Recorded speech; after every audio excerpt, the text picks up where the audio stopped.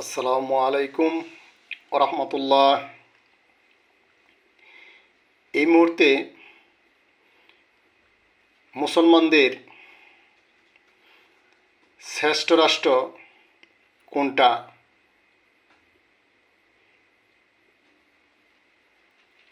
আপনারা কি ভাবছেন?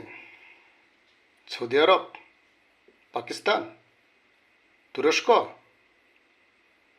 কাতার, বাহরাইন,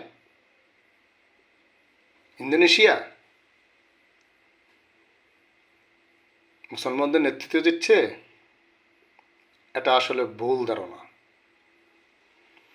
এরা মূলত আমেরিকার দূষর।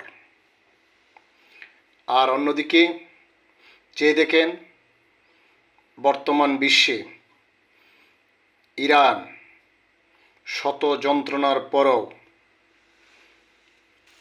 দীর্ঘদিন নিষেধাজ্ঞার পরও মাথা উঁচু করে দাঁড়িয়ে আছে তাদের ইমানি শক্তি নিয়ে। কখনো আমেরিকার সাথে আপোষ করেনি। আজ ইরান যখন সামনে থেকে নেতৃত্ব দিচ্ছে, তখন আমাদের প্রকৃত মুসলমান দায়েশ দাবি করা তারা আজ কোথায়? তাদের অবস্থান কোথায়? ইরান তাদের আত্মমর্যাদা নিয়ে আছে বলেই আজ তাদের এত উঁচুতে অবস্থান বিশ্বে। এই মুহূর্তে ইরান একটি পাওয়ারফুল রাষ্ট্র। তাদের মোকাবেলায় আমেরিকা পর্যন্ত আলোচনার টেবিলে। আপনারা ভাবছেন আমেরিকা কেন আলোচনার টেবিলে? একটা ভুল ধারণা। আমেরিকা কখনো আলোচনার টেবিলে আসতো না যদি না তারা ইরানকে পরাস্ত করতে পারত। ইরানকে কোনোভাবেই যখন থামিয়ে রাখা যায়নি, তখনই আমেরিকা আলোচনার টেবিলে। আমরা ইরানকেই মুসলমানদের নেতা মানতে চাই, কারণ তারাই মুসলমানদের সকল কিছু ধরে রেখেছে। তাদের দেশকে কোনো রকম নোংরামিতে ভরে দেয়নি। পশ্চিমা কালচার তারা নিয়ে আসেনি। আর কাতার, বাহরাইন, সৌদি আরব, দুবাই, ওমান, তাদের ভিতরে কি হচ্ছে আপনারা সবাই জানেন। তাদের অবস্থা আপনারা ভালোভাবেই জানেন। বিশেষ করে আমাদের দেশের অনেক মানুষ এইসব দেশে ভ্রমণ করেছে, কাজের ক্ষেত্রে থেকেছে। তারাই ভালোভাবে বলতে পারবেন এখানে কি হয় না।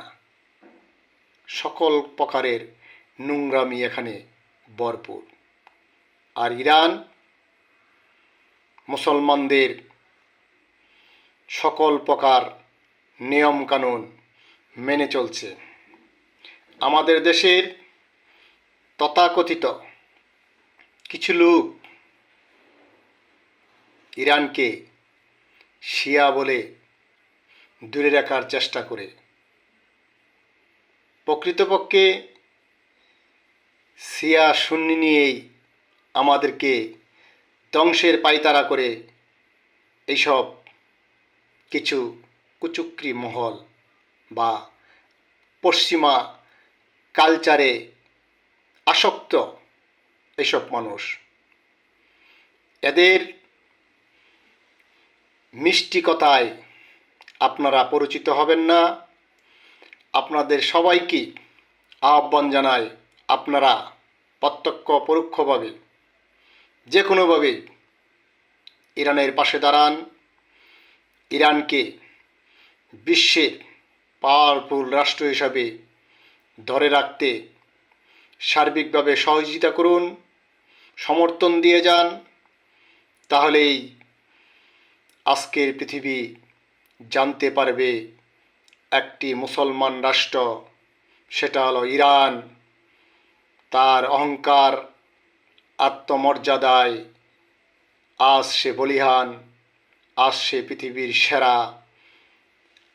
আমেরিকা যাদের গর্ব, পৃথিবীর পৃথিবীর নেতৃত্ব দিচ্ছে, সেই আমেরিকা আজ ইরানের কাছে লুণ্ঠিত, নির্যাতিত, পরাস্ত, অসহায়।